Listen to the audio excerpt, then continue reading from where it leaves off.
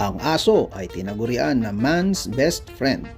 Ito ang pinakaunang hayop na na-domesticate ng tao mula sa lahi ng isang extinct na wolf mula 15 hanggang 20,000 taon na ang nakakaraan.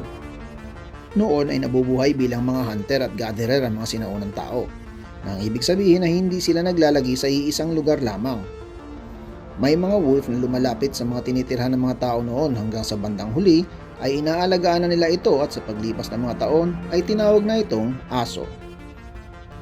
Malaki ang naitulong ng mga aso sa paghuli ng makakain at bantay na din ng mga sinaunang tao tuwing sila ay nagpapahinga.